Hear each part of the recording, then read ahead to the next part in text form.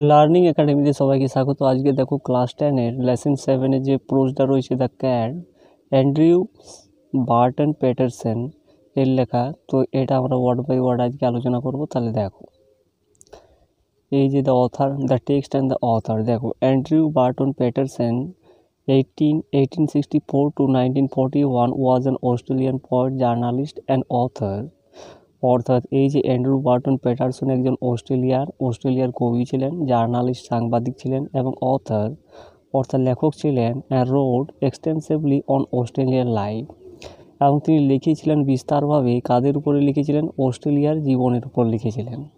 এরপর দেখো, his notable works include, তার কতগুলো বিখ্যাত যে কাজগুলো সেগুলো কি?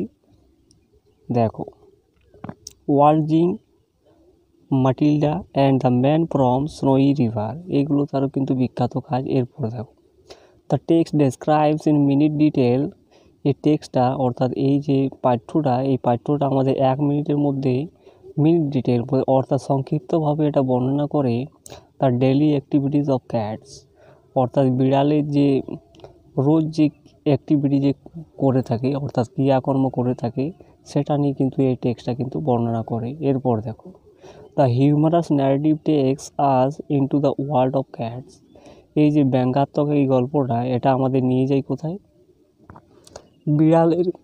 বিড়ালের পৃথিবীতে কিন্তু নিয়ে যায়। এরপর দেখো, অ্যান্ড ইন্ডিকেটস এবং সূচিত করে টু আস, অর্থাৎ আমাদেরকে সূচিত করে they may not be the gentle, অর্থাৎ বিড়ালগুলো কিন্তু এতটা ভদ্র বা নম্র নয়। অ্যান্ড টিমিড নয়, অর্থাৎ ভীত নয়। অর্থাৎ জেন্টেল অ্যান্ড টিমিড ক্রিয়েচার্স, অর্থাৎ ভদ্র এবং অত ভীত কিন্তু এই প্রাণীগুলো নয়, যেমনটা আমরা ভেবে থাকি। That we take them for, যেমনভাবে আমরা তাদেরকে গ্রহণ করি। এরপর দেখো, ইউনিট 1টা দেখো, বলছে most people think that the cat is an unintelligent element. বলছে অনেক লোক ভাবে,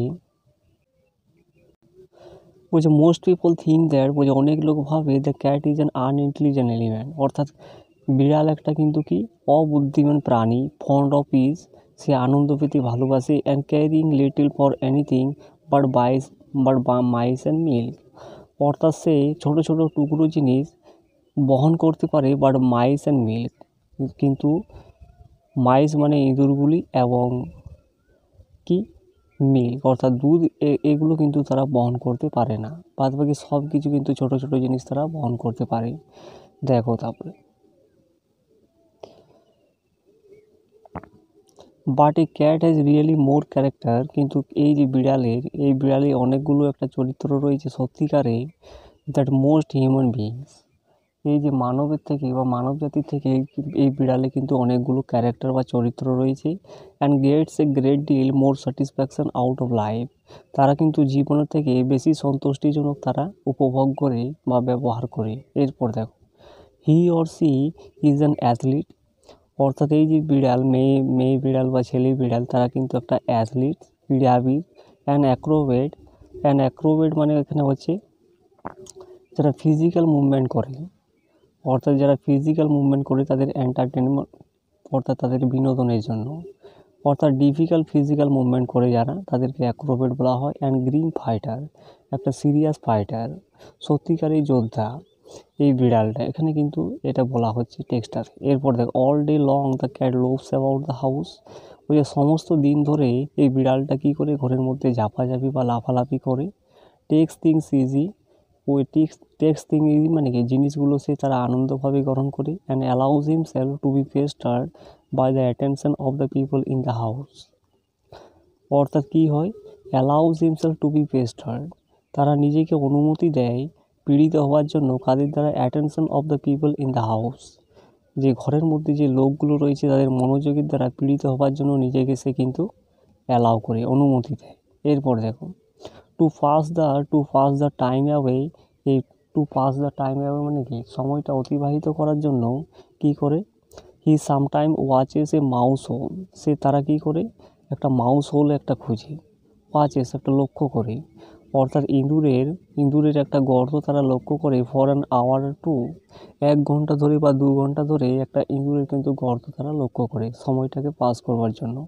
এরপর দেখো, just to keep himself from dying of bedroom. Just to keep himself from dying of bedroom, অর্থাৎ বেডরুমের ওই মৃত্যুটা থেকে তারা রক্ষা করবার জন্য কি করে, তারা 1 ঘন্টা বা 2 ঘন্টা তারা কি করে, ওই ইঁদুরের যে গর্তটা তারা কিন্তু লক্ষ্য করে। এরপর দেখো, পিপল গেট দিস আইডিয়া, এই লোকগুলো এই ধারণাটা পায়, that is the sort of thing is all.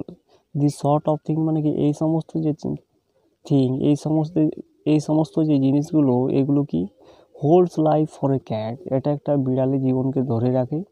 But watch him as the shades of evening fall.